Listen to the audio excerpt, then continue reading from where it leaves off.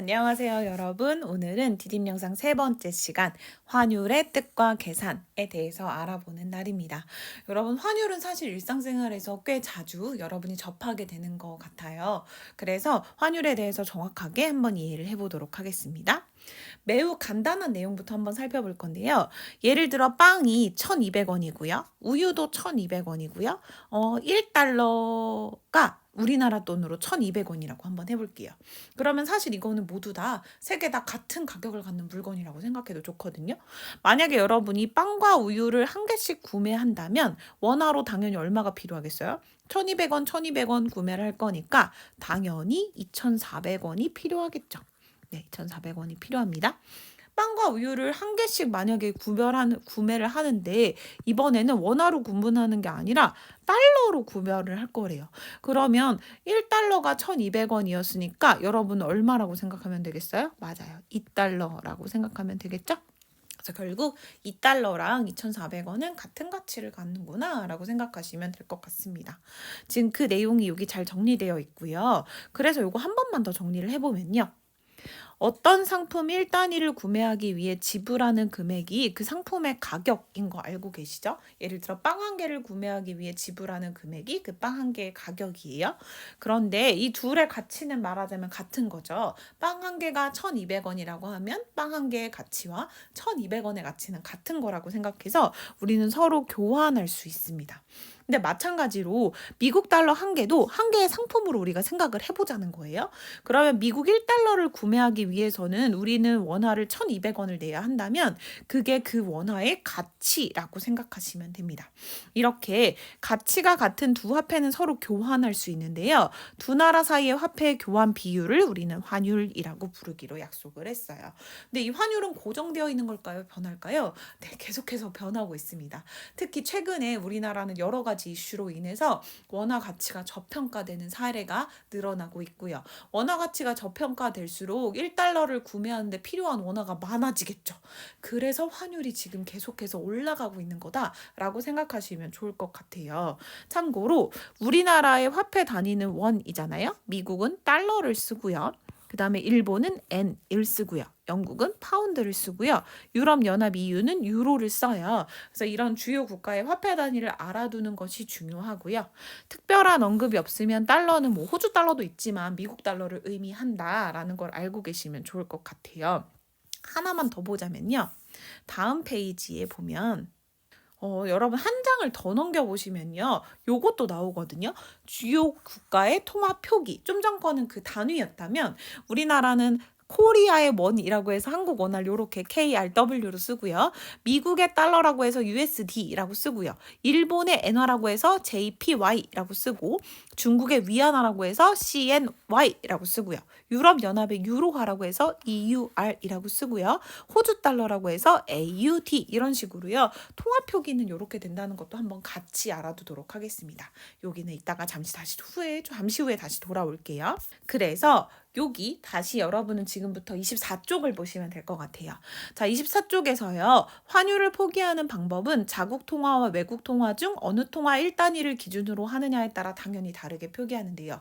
예를 들어 1달러당 원화가 얼마가 필요한지를 표기할 수도 있고요. 1원당 달러가 얼만큼 필요한지를 기준으로 표기할 수도 있어요. 그런데 일반적으로는 미국 달러화가 국제적으로 통용되는 기축통화이기 때문에 많은 나라가 미국 달러화를 기준으로 환율을 표기하는 경우가 많습니다. 그래서 우리나라도 미국 달러화를 기준으로 환율을 표기하는 것을 원/달러 환율 내지는 보통 슬래시를 생략해서 원달러 환율이라고 씁니다. 그리고 원달러 환율이 만약에 1,200원이라면 1달러당 우리는 그 1달러를 사기 위해서 1,200원을 지불해야 한다라는 뜻이에요. 그래서 1달러당 1,200원을 의미한다라는 거예요. 지금 거의 1,400원이 넘죠, 여러분. 그만큼 원화가 저평가되어 있는 시절입니다. 그런데 이게 각 국가마다 표기하는 방식이 달라서 주의를 해야 되는데요. 예를 들어 일본 엔화는요. 1엔당의 기준이 아니에요. 여기는 100엔을 기준으로 쓰기로 약속을 했습니다. 그래서 원달러 환율과는 다르게 원 100엔 환율로 보통 표기를 해요. 그래서 예를 들어 환율이 1,084원이란 얘기는 100엔당 원화 1,084원을 의미한다는 뜻이에요. 참고로 지금은요, 일본 엔화가 조금 저평가되어 있어서요, 우리가 원화로 100엔을 사기 위해서 900원대로 살 수 있는 걸로 알고 있어요. 이런 식으로 환율은 고정되어 있는 게 아니라 국제적인 상황에 따라 왔다 갔다 한다라는 걸 기억하시면 좋을 것 같아요. 그럼 이 환율을 알면 무엇이 좋은지 한번 보도록 할게요. 일단 이 환율을 계산하는 방법은 생각보다 매우 간단합니다. 여러분이 초등학교 때 배웠던 비례식을 이용하면 간단하게 계산할 수 있고요. 그래서 비례식만 정확하게 쓸 수 있으면 좋겠다라는 이야기예요. 한번 함께 하기를 찬찬히 해보도록 하겠습니다. S 월드컵 경기장에서 열리는 한국과 일본의 축구 경기 입장료는 일반석을 기준으로 다음과 같이 원화, 달러와 엔화로 표기되는데요. 원달러 환율은 1,200원, 그다음 원 100엔 환율은 1,150원이라고 생각하고 한번 문제를 해결해 보도록 할게요. 달러화와 엔화로 표기된 입장료를 각각 원화로 계산하시오. 한번 계산해 보도록 하겠습니다. 자, 여러분 이거 함께하기 지금 1번부터 한번 해결해 보도록 하겠습니다. 일단 지금 원화로는 원래 28,000원이라고 돼 있었는데 이 달러로 표시된 게 과연 원화로 바꾸면 얼마인지, 엔화로 표시된 게 과연 원화로 바꾸면 얼마인지를 알아내는 게 우리의 목표라고 생각하시면 좋을 것 같아요. 그럼 일단 달러부터 해볼게요. 자, 첫 번째 달러부터 해보도록 하겠습니다. 자, 달러 어떻게 생각하면 좋겠냐면요. 자, 우리가 뭘 알고 있냐면요. 1달러에 현재 1,200원의 환율이라고 했어요. 여기 문제의 조건입니다. 그럼 우리가 알고 싶은 건 23달러가 대체 몇 원이니? 요걸 알고 싶은 거죠. 자, 그리고 여러분이 이걸 계산한다는 얘기는요. 여러분이 이미 알고 있는 내항의 곱과 외항의 곱이 같음을 이용해서 구하시면 되죠. 그래서 x는 얼마다? 23 곱하기 1,200이다. 이렇게 계산하시면 됩니다. 물론 여러분은 이거 계산을 잘 하실 수 있겠지만, 손으로도 충분히 계산 가능하겠지만 우리 경제 수학 시간에는 전부 다 계산기 한번 이용해 보도록 할게요. 그래서 이거 실제로 수업 시간에 계산을 하면 아마 이렇게 나올 거예요. 똑같죠? 네, 27,600원 이렇게 계산하시면 됩니다. 어렵지 않죠? 그 다음에 이번에는 뭐 해볼 거냐면요. 엔화 해보도록 할게요. 엔화. 근데 엔화는 무슨 차이가 있다 그랬죠? 원 엔당이 아니라 100엔당이라고 했어요. 그래서 엔화는 환율이 100엔당 얼마라는 게 알려져 있다고요? 맞아요. 1,150원입니다. 그리고요. 지금 몇 엔으로 되어 있어요? 2,500엔으로 책정이 되어 있네요. 그럼 우리나라 원화로는 얼마일까? 이렇게 생각해 보시면 되는 거죠. 역시 푸는 방법은 동일합니다. 어떻게 풀면 돼요? 맞아요. 내항의 곱과 외항의 곱이 같음을 이용하시면 돼요. 그러면 100y는 1,150원 곱하기 2,500이잖아요. 그럼 y를 구하고 싶으면 양변을 100으로 나누면 되죠? 그럼 1,150 곱하기 25만 하면 되겠네요. 100으로 싹 나눠서. 역시 여러분은 계산할 수 있겠지만 여기서 계산을 한 게 써 있습니다. 계산한 게 얼마라고 나와 있어요? 맞아요. 28,750원이라고 나와 있네요. 28,750원. 그럼 여러분 지금 느낌 왔어요?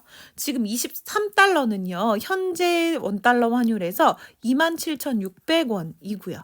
그다음에 엔화 2,500엔은 현재 원 100엔 환율로 계산해 봤을 때 28,750원이라는 걸 여러분이 지금 계산을 통해 알게 됐어요. 그럼 여러분 무슨 상황인 거죠? 분명히 동일한 표 입장료인데요. 뭘로 사는 게 제일 싸요? 네, 현재는 달러로 사는 게 가장 유리하겠구나 라는 걸 눈치챌 수 있을 겁니다. 그래서 이렇게 환율에 따라 그때그때 환율에 따라 어떤 화폐로 사는 게 가장 유리한지가 결정될 수 있어요. 물론 지금 현재 환율을 여러분이 직접 조사해서 계산하신다면 다른 결과가 나올 수도 있습니다. 무슨 말인지 아시죠? 자세한 내용은 또 수업 시간에 여기는 한번 해보도록 하고요. 스스로 하기는. 이번에는 매매 기준율과 환전 수수료 이런 거에 대해서 한번 알아보도록 할게요.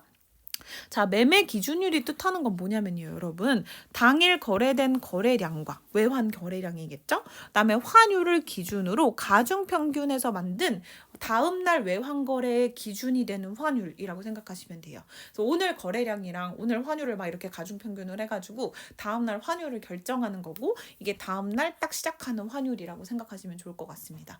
환율은 시시각각으로 변하거든요. 그래서 일단 이게 다음날 시작하는 기준 환율이다 라고 생각하시면 좋을 것 같고요. 사실 매매 기준율에 대한 자세한 수식은 우리 책에 나오지 않아요. 그래서 여러분도 거기까지 아실 필요는 없을 것 같고요. 대신 이 매매 기준율의 특징을 여러분이 기억하고 계셨으면 좋겠는데요. 여러분이 만약에 해외여행을 가려고 마음에 준비를 했어요. 뭐 예를 들어 일본을 간다고 해봅시다. 그럼 일본을 가려면 여러분은 엔화로 환전을 해야겠죠. 근데 여러분이 엔화를 환전하려고 은행에 갔어요. 그러면 살 때 엔화의 가격이랑 팔 때 엔화의 가격이 혹시 달랐던 거 보신 적 있으세요?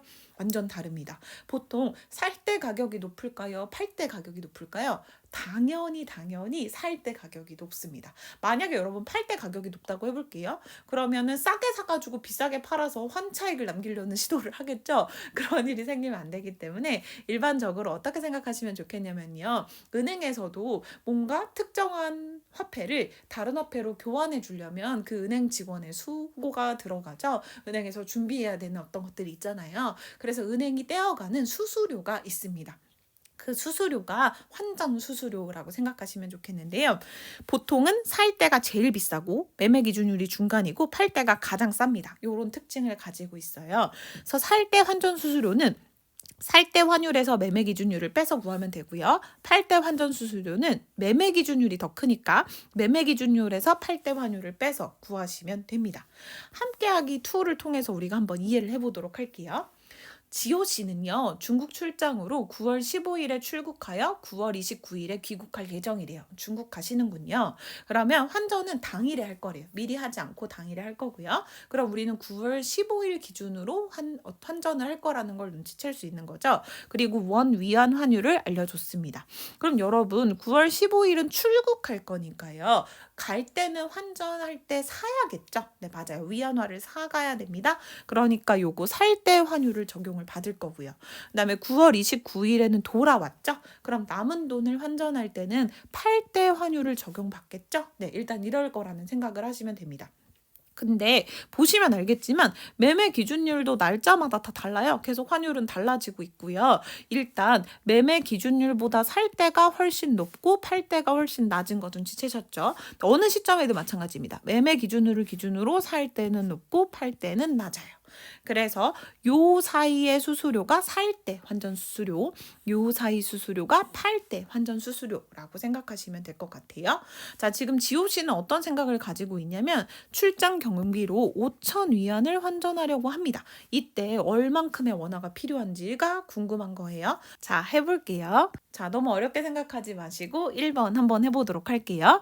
지금 원하는 건 뭐냐면요. 우리가 뭘 알고 있냐면 살 때 환율을 알고 있어요. 9월 15일에. 이거 183.03이란 얘기는 무슨 얘기냐면 1위안당 원화로 이만큼이 필요하다는 거예요. 이게 이 말이죠.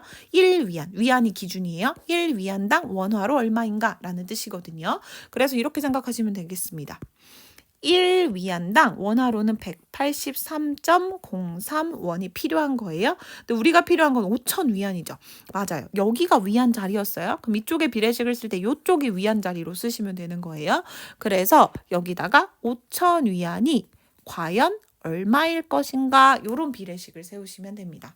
그럼 아시다시피 내항의 곱과 외항의 곱은 같기 때문에 x는 183.03 곱하기 5,000 이렇게 계산하시면 되겠죠. 자, 계산 결과는 볼게요. 이거 어차피 수학 시간에도 그걸로 할 거예요. 계산기로 할 거예요. 그래서 계산하시면 이렇게 나오네요. 91만 5,150원이 나오는구나. 아하, 이거 계산하면 91만 5,150원이 나오는구나 라는 걸 알 수 있습니다. 할 수 있겠죠. 그 다음에요. 이번에는 출장을 마치고 지호 씨가 돌아왔어요. 돌아왔는데 5천 위안 환전해서 갔는데 500위안이 남았지 뭐예요? 이 남았으니까 이거를 다시 원화로 환전하고 싶습니다. 근데 이번에는 얼마로 환전되는지가 궁금한 게 아니고요. 발생하는 수수료를 구해보고 싶대요. 자, 그럼 수수료 어떻게 구하는지 한번 살펴볼게요. 자, 여러분 아까 쌤이 뭐라고 했었냐면 지금 매매 기준율이랑 이 환율과의 차이가 수수료라고 했었죠. 다시 말하면 1위안당 수수료는 이것 빼기 이거만큼인 거예요. 1위안당 수수료가 그만큼씩 들어요. 그런데 우리는 얼만큼을 환전해야 되죠? 500위안을 환전해야 되죠. 그러니까 필요한 수수료가 얼마인지 한번 구해보도록 하겠습니다. 식을 이렇게 세우면 되겠네요. 1위안당 필요한 수수료는 매매 기준율 빼기 8대의 환율. 이게 필요한데요. 우리는 500 위안을 바꾸고 싶어요. 그러니까 이렇게 구하면 되는 거 눈치챘나요? 맞아. 이렇게 수수료를 구하시면 됩니다. 역시 내항의 곱과 외항의 곱이 같기 때문에 자, 만약에 여러분이 Y 수수료를 구하고 싶다면 복잡하네요. 500 곱하기 171.30 빼기 162.74를 계산하시면 되고요. 역시 공학용 계산기를 이용해서 계산하면 요렇게 된다. 요렇게 계산이 된다라는 거. 4,280원이 된다라는 걸 확인할 수 있을 겁니다. 4,280원이 된다. 요게 내용이 여러분 교과서에 나와 있으니까 여러분 여기 다시 한번 확인해 보시면 좋을 것 같고요. 수업 시간에도 계산을 해보시면 될 것 같습니다. 그럼 수업 시간에 또 다양한 문제 풀어봐요. 수고하셨어요. 안녕.